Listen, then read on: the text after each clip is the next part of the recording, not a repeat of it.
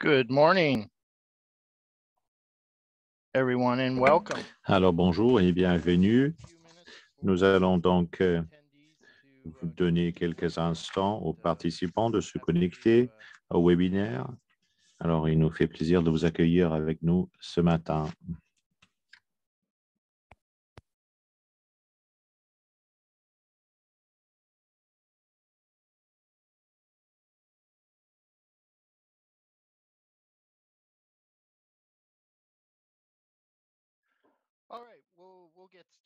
Alors, bienvenue, on va commencer. Je vois qu'il y a 50 participants ce matin. Merci beaucoup d'avoir choisi de passer un petit peu de temps avec nous ce matin.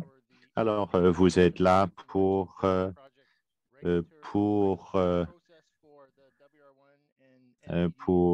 les webinaires sur le processus réglementaire régissant le NPD et également pour le webinaire de rémédiation environnementale plus tard. Moi, je suis Mitch Mackay et je représente les laboratoires nucléaires du Canada. Pour commencer, j'aimerais signaler le fait que je me trouve sur le territoire traditionnel de la nation algonquine, où se trouve le projet NPD. Nous avons également des représentants du projet WR1. J'aimerais signaler le fait que White Shell se trouve sur le territoire traditionnel régi par les traités 1 et 3. Et il nous fait plaisir également de travailler et de vivre sur ce territoire-là. Alors, très bien. Alors, on va vous faire un webinaire de 30 minutes avec 10 à 20 minutes pour les questions à la fin. Alors, ce webinaire est disponible en français et en anglais. Vous pouvez choisir l'interprétation en anglais et en français en cliquant sur le globe en bas de votre écran à droite. Alors, ensuite, vous choisissez la langue que vous voulez entendre. Ensuite, ça va vous permettre d'entendre l'interprétation en français ou en anglais. Alors, si vous écoutez le français, il y a un petit décalage.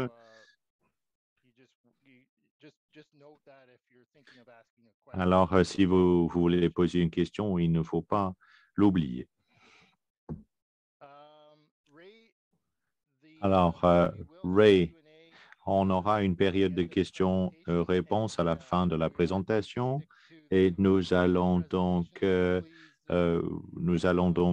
répondre aux questions qui portent sur la présentation. Donc, veillez à ce que vos questions portent uniquement sur la présentation aujourd'hui. Si vous avez d'autres questions, des questions sur un autre sujet, il nous ferait plaisir finalement de vous répondre, mais il faudrait que ça se fasse plus tard. Et si vous avez une question qui vous vient à l'esprit, si vous avez une observation après la présentation, la période de questions-réponses, vous pouvez nous envoyer un courriel à iermstakeholder@cnl.ca. Alors, ce webinaire est enregistré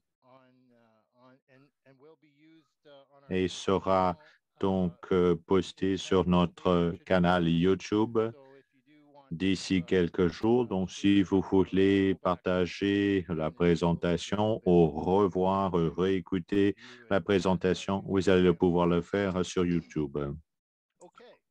Alors, très bien. Alors, j'aimerais vous présenter nos deux présentateurs aujourd'hui. Nous avons Katie Shorter et Jeff Miller, qui sont des nôtres. Katie, voulez-vous peut-être vous présenter ensuite à vous, Jeff? Merci, Mitch. Katie Shorter, je travaille sur le projet de fermeture NPD. Mon rôle est gestionnaire des autorisations réglementaires. Je m'occupe de l'évaluation environnementale et la modification au permis dont on va vous parler aujourd'hui. Jeff Miller, comme Katie, je suis gestionnaire des autorisations réglementaires. J'ai le même travail essentiellement que Katie. Et moi, je m'occupe finalement de l'autorisation pour le permis de fermeture WR1. Merci, Jeff. Je pense que nous avons donc un sondage un peu rapide à vous faire, Margot, n'est-ce pas? Alors, si je me trompe, corrigez-moi, je vous prie.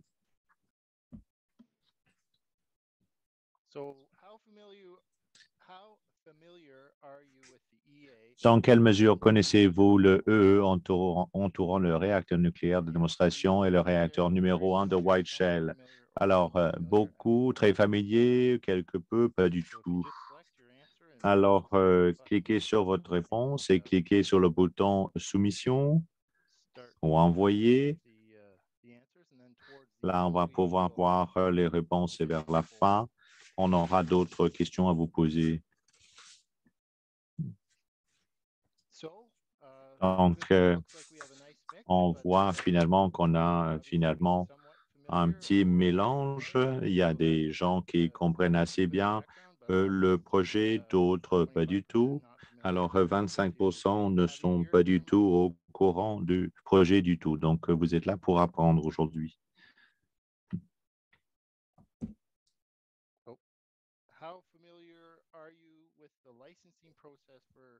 Dans quelle mesure reconnaissez-vous le processus d'autorisation pour les réacteurs NPD et WR1? Alors, très familier, quelque peu, pas du tout.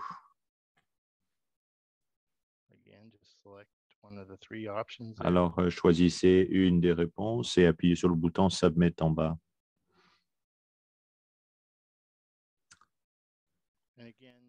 Alors, encore une fois, la plupart des gens sont quelque peu familiers avec le processus d'autorisation.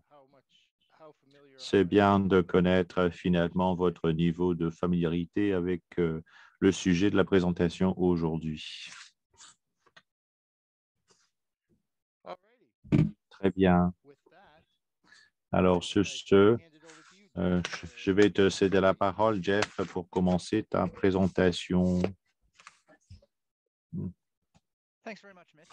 Merci, Mitch. Bonjour, bienvenue et bien.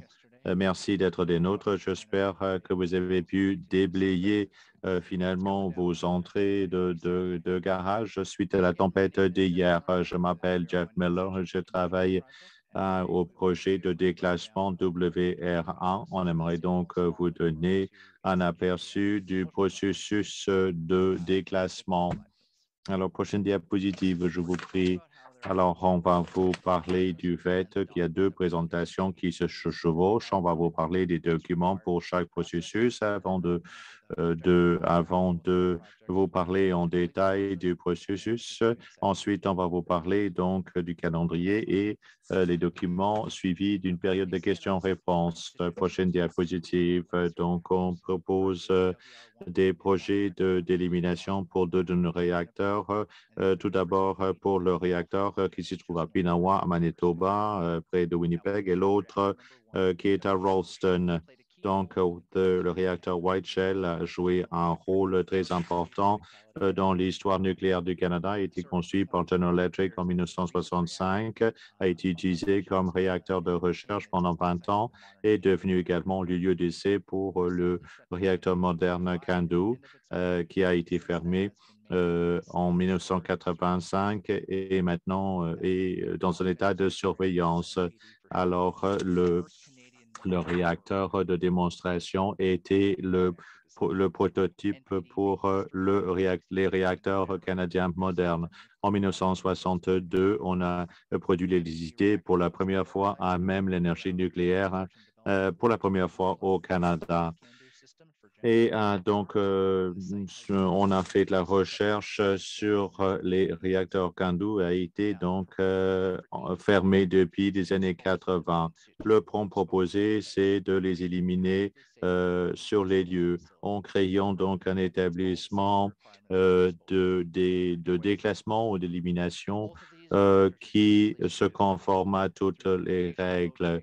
Alors, les lieux, finalement, sont aptes à ce genre de solution. Avant qu'on puisse exécuter ces projets, nous devons obtenir l'approbation de 2 processus réglementaires distincts. Merci. Prochaine diapositive. Alors, les laboratoires nucléaires du Canada doivent demander une modification réglementaire. On doit faire une évaluation environnementale pour prouver finalement que les projets n'auront pas d'effets néfastes sur l'environnement. Et la modification, finalement, est pour prouver qu'on va pouvoir faire le travail de façon sécuritaire. Pour l'évaluation environnementale, nous devons donc projeter une étude d'impact sur l'environnement. La CCSN va revoir l'étude et va donc produire un rapport d'évaluation de notre processus et ça devient un document important pour le processus d'octroi de permis. Nous devons également préparer un plan de déclassement et également un plan de sécurité. Le plan détaillé doit donc présenter une stratégie pour l'exécution des travaux. Alors, le document sur la sécurité vise finalement à montrer comment on va protéger la population et l'environnement. Alors, ce sont les 2 documents clés que nous allons produire et qui seront évalués par la CCN avant de prendre une décision à savoir si le projet peut aller à l'avant ou pas. Prochaine diapositive. Alors, chacun de ces documents est appuyé par beaucoup d'informations techniques qui examinent les aspects techniques du projet en détail. Par exemple, des sujets tels que la géologie, alors l'inventaire de radionucléides, de même que la consultation de la population et auprès des autochtones également. Alors, il y a également d'autres documents d'appui tels que les documents de recherche, de même que les données qui ont été recueillies de chacun des lieux pendant le projet. Comme vous voyez ici, ces documents plutôt sont distincts, mais qui finalement doivent combler les exigences de chaque processus. Alors maintenant, j'aimerais maintenant céder la parole à Katie Short qui va vous donner d'autres détails. Merci beaucoup, Jeff. Alors, je vais vous parler maintenant en détail du processus d'évaluation environnementale et d'octroi de permis également. Alors, pour les 2 projets NPD WR1, alors ce sont des projets appelés désignés qui exigent donc une évaluation environnementale en vertu de à la LCEE 2012. Il y a une liste de projets prévus dans cette loi. Alors, ces projets donc ont la possibilité finalement de nuire à l'environnement dans les domaines de compétences fédérales et sont donc appelés des projets désignés. Alors, le processus d'évaluation environnementale évalue finalement l'effet néfaste sur l'environnement. Comme a dit Jeff, le document principal est donc l'énoncé d'impact environnemental. Cet énoncé offre une description détaillée des conditions de base sur les lieux, décrit le projet proposé et présente l'évaluation, à savoir si le projet ou ses activités vont avoir un effet néfaste sur l'environnement. Alors, l'énoncé inclut également des mesures d'atténuation visant à réduire des effets néfastes sur l'environnement. Un aspect important du processus d'évaluation environnementale, c'est la consultation des autochtones de la population générale. Pour les 2 projets, on a lancé ces processus en 2017 plutôt. Alors, en utilisant finalement la rétroaction sur la description du projet, nous avons produit une ébauche d'énoncés d'évaluation environnementale, de même que les documents dont Jeff vient de vous parler. Alors, L'ébauche d'énoncé environnemental a été également affichée en 2017 et une deuxième possibilité de consultation avec la population des autochtones a eu lieu. Alors, nous avons révisé notre ébauche pour incorporer les observations reçues des agences fédérales de la population et des autochtones. Les conclusions de l'énoncé environnemental pour NPD, pour le WA1, constate qu'il n'y aura pas d'effet néfaste sur l'environnement. Maintenant, je vais vous parler du processus d'octroi de permis. Ensuite, je vais revenir pour vous parler des prochaines étapes.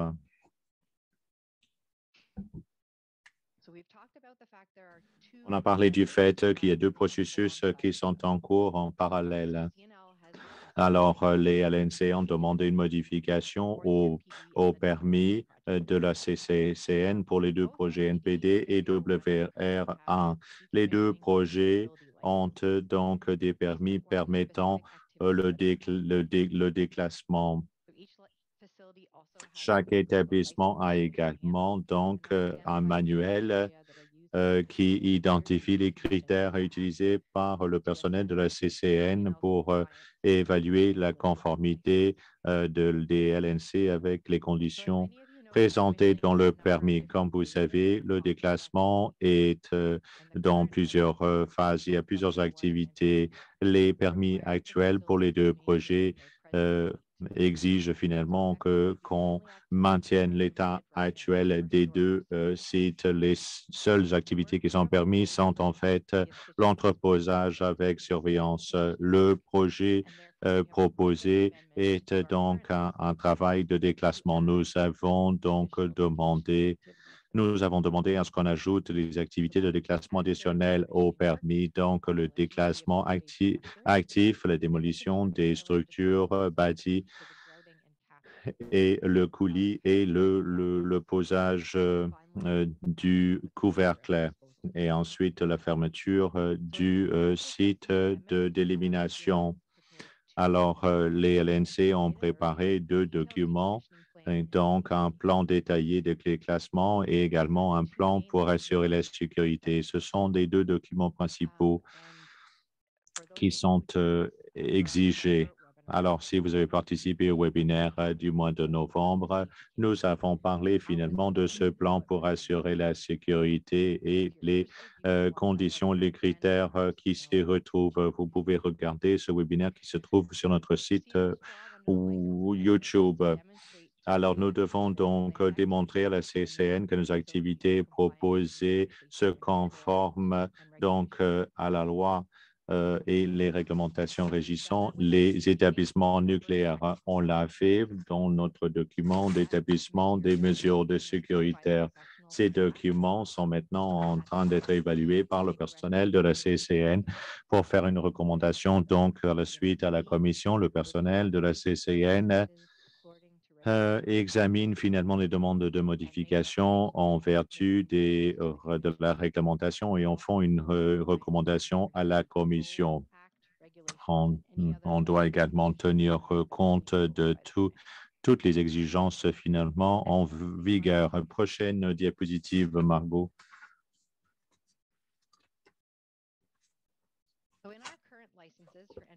Dans nos permis actuels pour les deux projets, alors les conditions sont décrites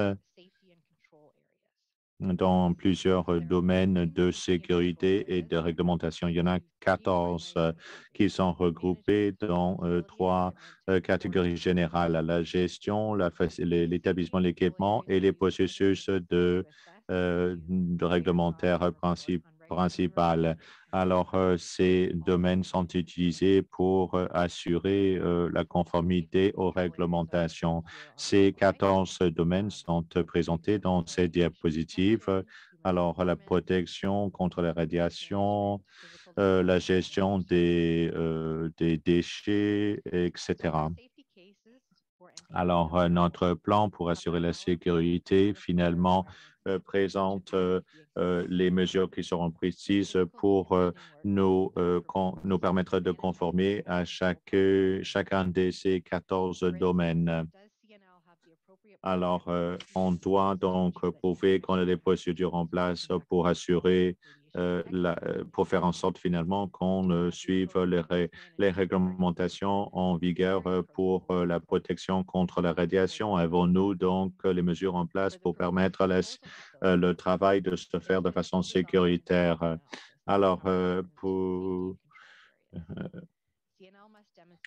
les LNC doivent démontrer finalement qu'on va protéger l'environnement et la population générale dans le long terme. Si on revient à ce que Jeff a présenté avec nos documents principaux, un des documents le plus important, c'est l'évaluation de la sécurité à long terme, où on prévoit plus de 10 000 ans dans l'avenir. Ces évaluations évaluent plusieurs scénarios naturels et humains qui pourraient s'assurer que tous soient protégés. Tout ce travail est fait pour démontrer qu'on respecte les normes et les changements effectués, respectent les critères des documents de la CCSN. La CCSN revoit la demande des LNC, les compare à ces domaines de contrôle et de sécurité. Prochaine diapo.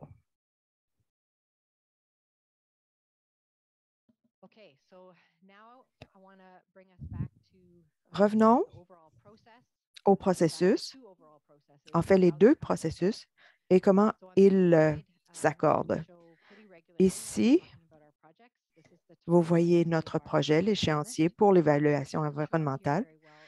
Ce qu'on ne voit pas ici, c'est le processus d'octroi de licence.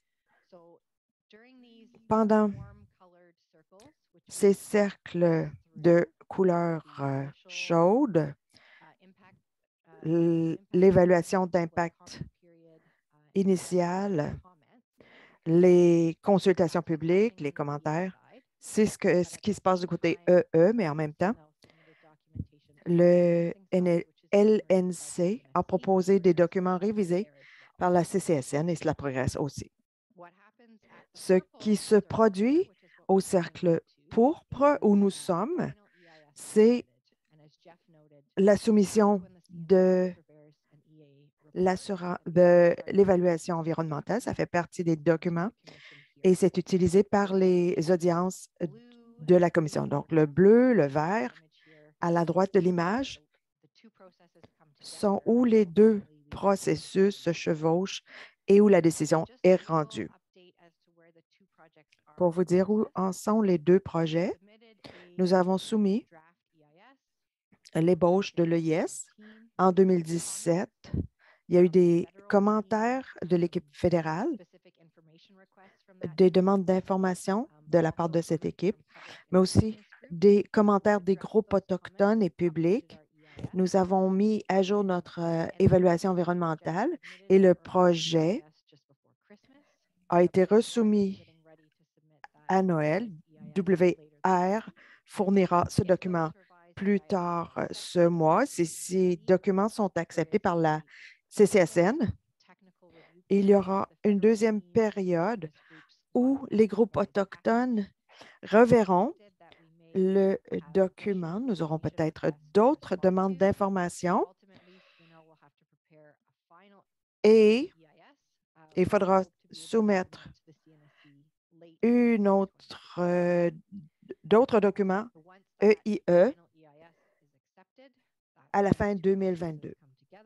Lorsque les deux processus se rejoindront, l'EE recevra l'amendement pour soumettre à l'audience de la commission. Comme je l'ai dit, un des aspects très importants de ce processus, c'est l'occasion pour les groupes publics et autochtones d'avoir leur mot à dire sur les projets. Le temps est encore là. Ça se produit dans le cercle 2023 où les groupes publics et autochtones peuvent faire des interventions lors de l'audience de la commission. Voilà où on en est pour les deux projets. C'est notre aperçu du processus EE et d'octroi de licences, comment ils se recoupent et comment ils se rejoignent à la fin pour les décisions finales. Nous sommes maintenant prêts et serions heureux de répondre à vos questions sur NPD ou WR1. Merci Katie, merci Jeff de cet aperçu. Et comme Katie l'a dit, on en est à la période des questions. Si vous avez une question, vous pouvez la taper sur le bouton Q et A dans votre application Zoom. Je la lirai et soit Katie ou Jeff y répondront. Et si ça ne correspond pas au sujet de la réunion, nous y répondrons plus tard. La première question de Khaled, j'espère bien prononcer. Comment les deux projets sont-ils reliés pour la préparation à l'EIE, l'EE et l'amendement à la licence? Et lequel est la référence pour le deuxième? Je ne sais pas. Jeff? Katie? Qui veut répondre? Je peux répondre. Merci de votre question. Les deux projets sont en parallèle. Depuis le début du projet,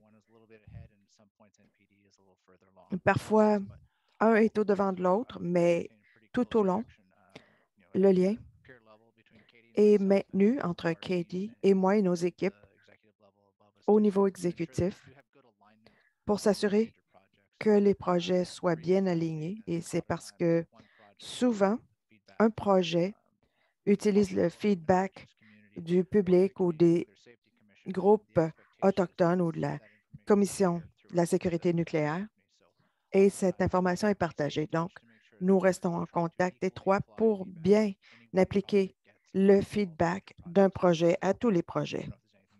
Je ne sais pas si vous voulez ajouter quelque chose, Katie? Non, je crois que vous avez très bien répondu, Jeff. Merci. Katie, peut-être que vous pourriez répondre à la prochaine. Comment le public peut-il participer au processus d'octroi de permis plutôt qu'au processus EE? C'est une très bonne question. Le public peut donner ses commentaires, comme je l'ai dit à la dernière diapositive. Il y a des interventions publiques possibles à tout moment si vous avez des questions sur nos projets ou si vous voulez plus d'informations. Vous pouvez parler à cnl.ca pour demander plus d'informations ou des détails sur où on en est pour l'octroi de permis. Mais cette participation publique se fait dans les interventions aux audiences de la Commission. Katie?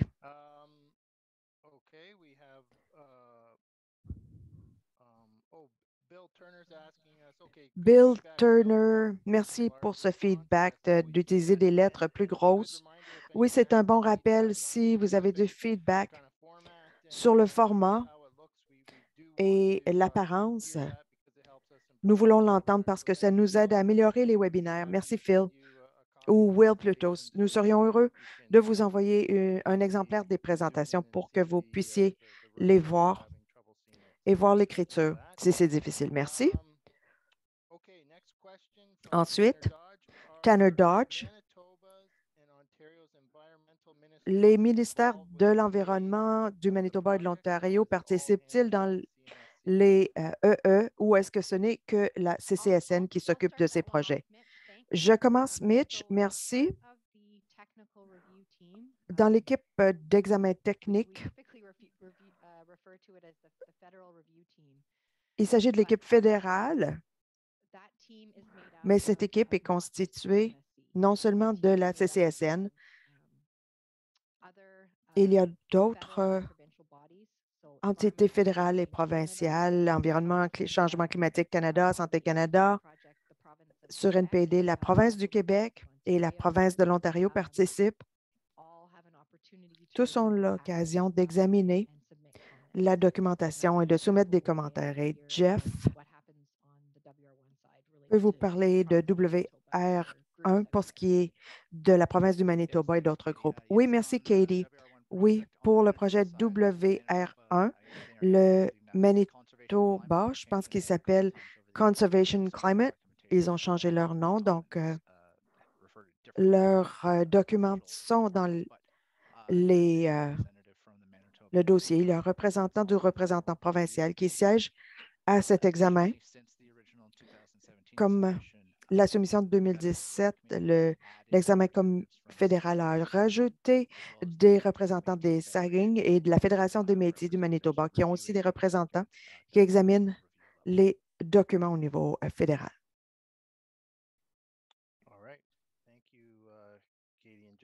Merci.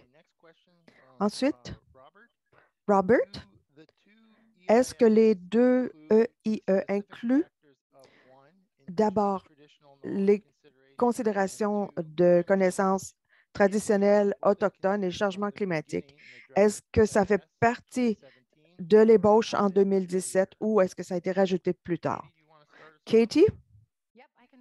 Oui, je peux répondre. D'abord, numéro 1, si on tient compte des connaissances traditionnelles autochtones, la réponse, c'est absolument oui.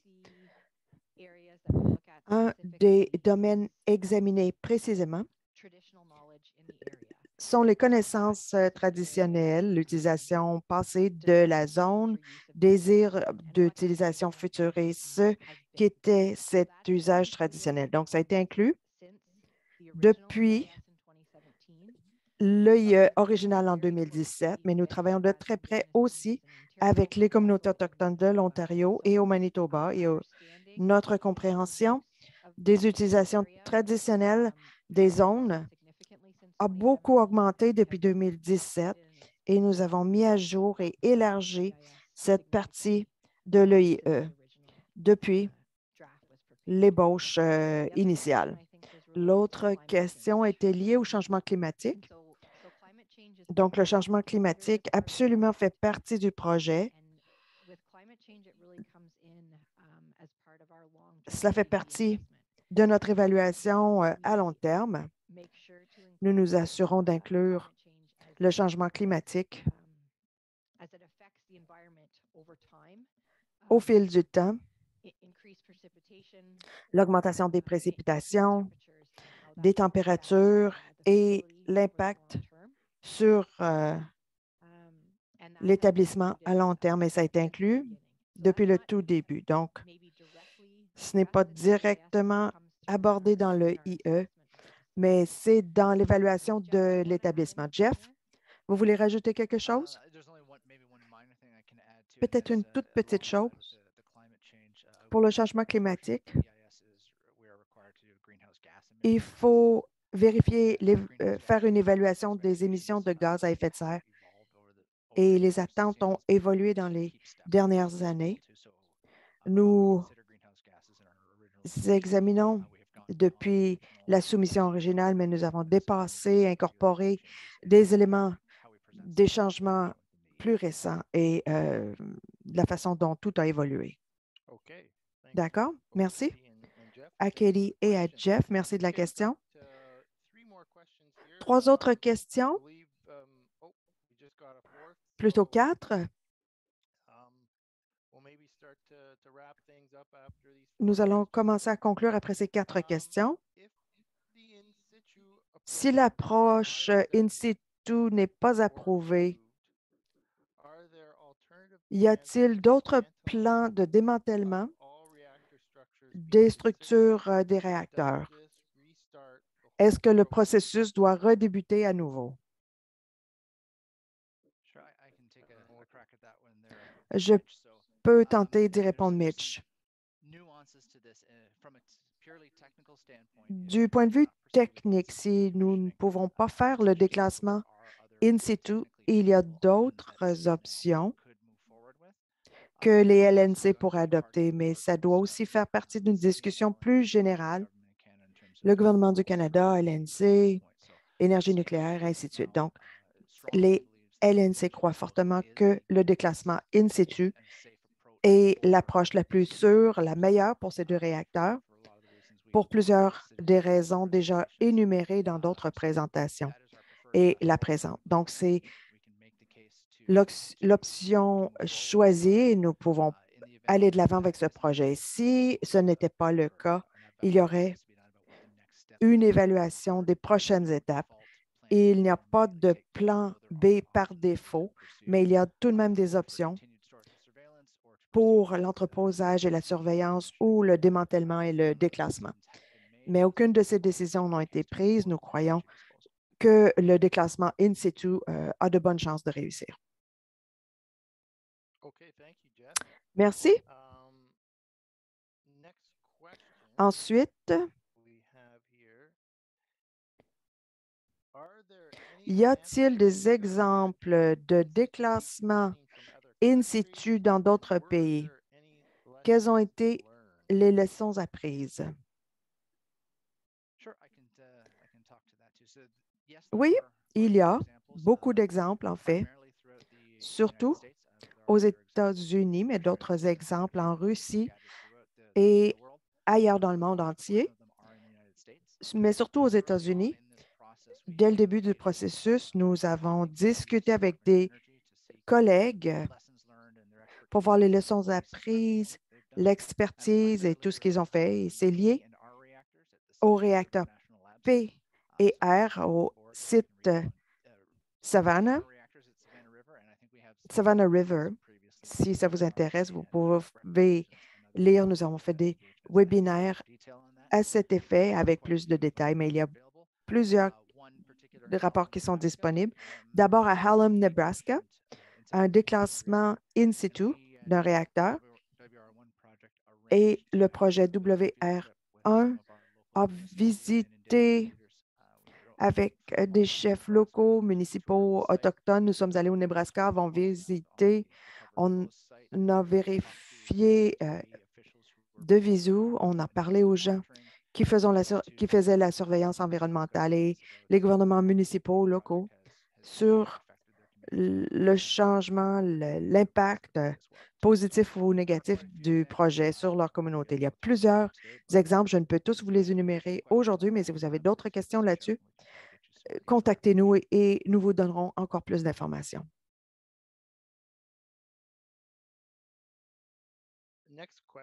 Ensuite, pendant l'examen IE, est-ce que la CCSN a demandé au LNC d'examiner les facteurs socio-économiques qui ne font pas partie de la LCEE 2012, mais font partie de la loi actuelle sur l'évaluation? Katie, pouvez-vous répondre à cette question? Oui, je peux y répondre. Merci, Mitch. Ces deux projets sont évalués par la LCEE 2012, mais les LNC travaillent avec les communautés autochtones locales et leurs préoccupations sont liées à des sujets qui ne sont pas directement liés aux effets biophysiques et ce qui doit être considéré à la LCEE. Nous avons donc travaillé au projet WR1 sur une étude d'impact psychosociaux. Donc, on travaille avec les Premières Nations, la Nation Métis, pour voir leurs préoccupations et les impacts reliés à cette étude psychosociale. Alors, Jeff, voulez-vous peut-être rajouter un complément d'information? Oui, j'aimerais juste préciser. Alors, c'est hors la portée de la loi de 2012, mais les laboratoires nucléaires du Canada, finalement, s'est engagé à établir de bonnes relations avec tous les peuples autochtones.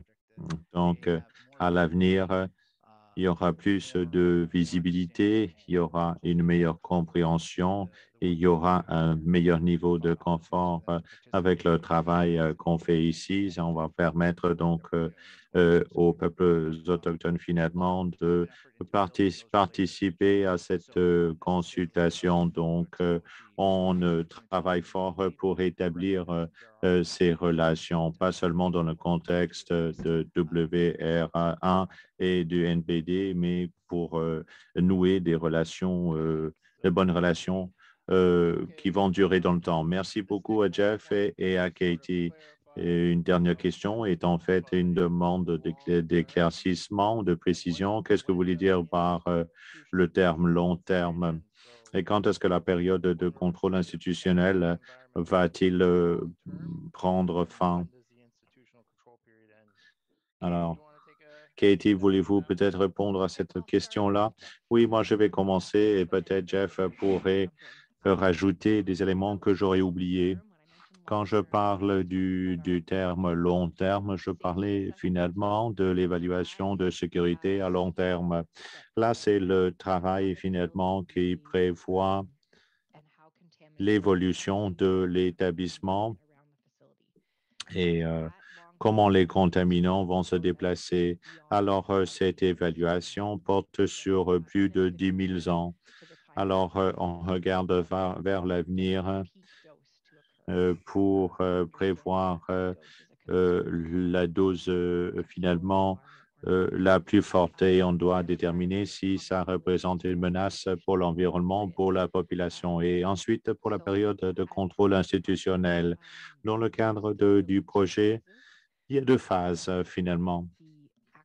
Premièrement, il y a le déclassement physique qui doit être effectué pour démolir l'établissement, ajouter le coulis et ensuite poser le couvercle. Ensuite, il y a la deuxième phase qui est la période de contrôle institutionnel. C'est un minimum de 100 ans pendant laquelle on continue à surveiller l'établissement et veiller à ce que l'évolution se conforme à nos prévisions et on agirait si jamais il y a des problèmes ou si on constate des résultats qui ne se conforment pas avec nos prévisions dans l'étude d'évaluation. Donc, il y a la période de contrôle institutionnel. C'est une phase pendant laquelle on continue à surveiller l'établissement pour pendant un minimum de 100 ans. Ensuite, la sécurité à long terme.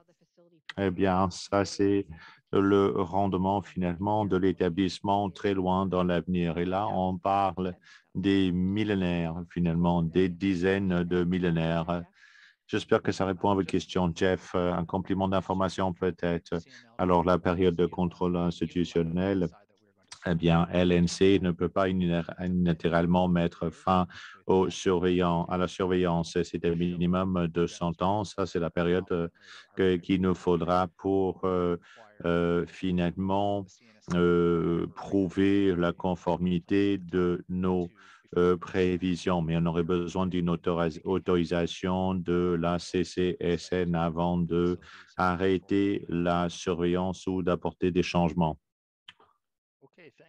Merci beaucoup, Katie et à Jeff. Nous avons deux questions qui restent. Ensuite, on va pouvoir terminer. Et je vais répondre aux questions suivantes. Alors, quels documents sont disponibles en anglais et en français? L'énoncé de l'évaluation environnementale et le permis de déclassement. Nous traduisons l'énoncé d'impact environnemental. Je pense que c'est la CCSN qui traduit l'étude d'impact environnemental. Mais Katie et Jeff pourraient peut-être préciser pour ce qui est du permis de déclassement, je ne sais pas si c'est traduit ou pas. Est-ce que vous savez peut-être vous?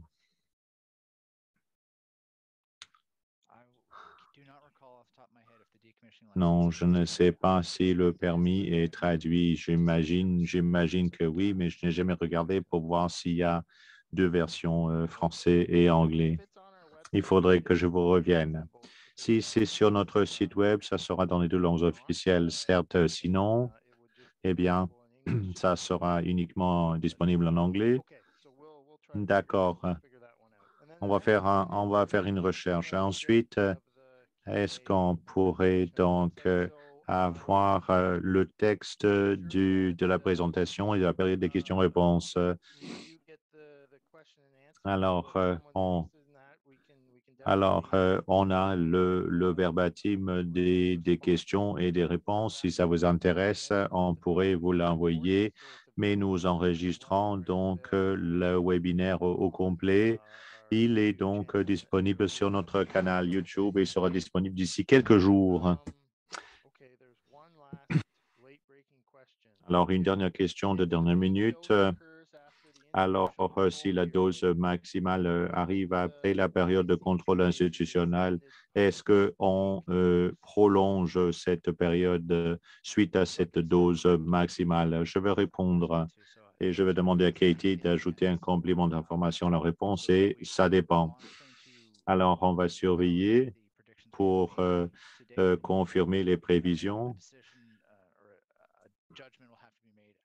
Alors, il va falloir prendre une décision au bout des 100 premières années pour voir si on est conforme à nos prévisions.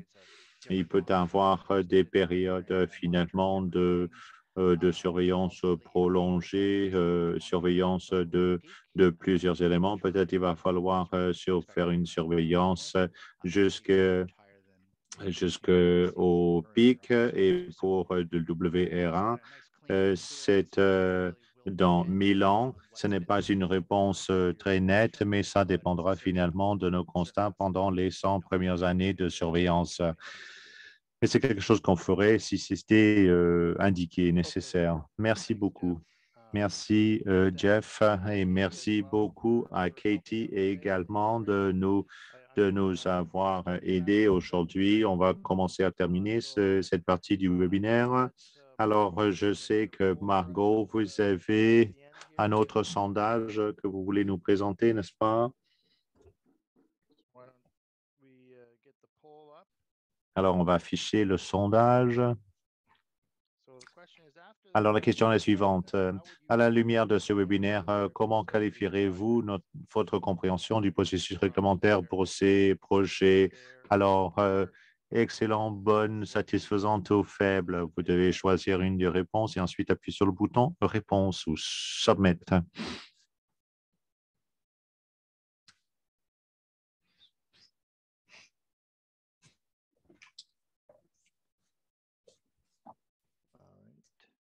D'accord.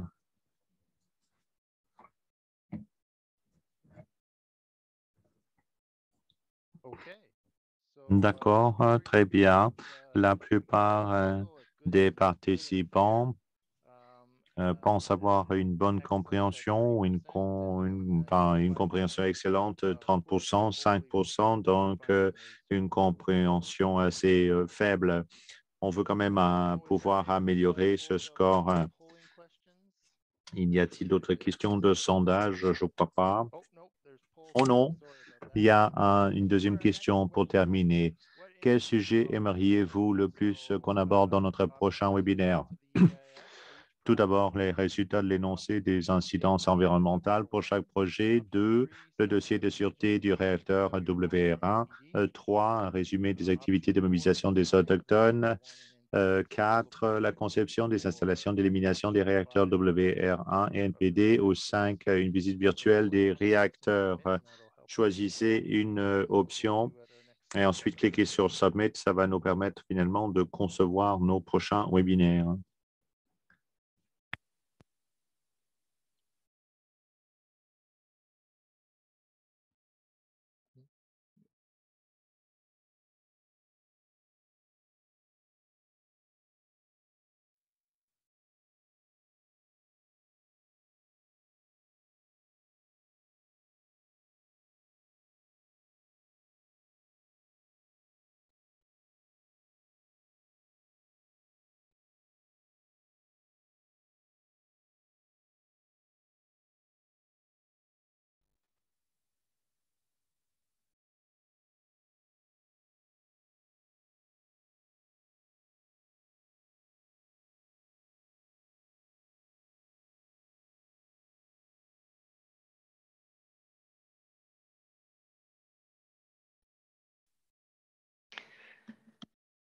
So Mitch is talking away, but I can't hear. Alors, Mitch parle, mais je ne l'entends pas. Alors, je vais donc intervenir. Alors, m'entendez-vous maintenant? Oui, oui, il est revenu. Je m'excuse. D'accord, merci beaucoup d'avoir participé à ce webinaire ce matin. On aimerait vous remercier de vos excellentes questions et d'avoir passé du temps avec nous. On vous remercie. Merci d'avoir répondu aux questions de sondage. Un petit rappel, nous avons le prochain webinaire qui va commencer. Donc, juste après celui-ci, ça portera sur le projet NSDF et ça porte sur l'assainissement du site Chalk River. Alors, veuillez passer un peu plus de temps avec nous à 11 heures ou à 10 heures, heure du Manitoba. Donc, j'aimerais vous remercier à nouveau et j'espère vous voir à nouveau pour le prochain webinaire. Au revoir. Merci beaucoup. Merci beaucoup.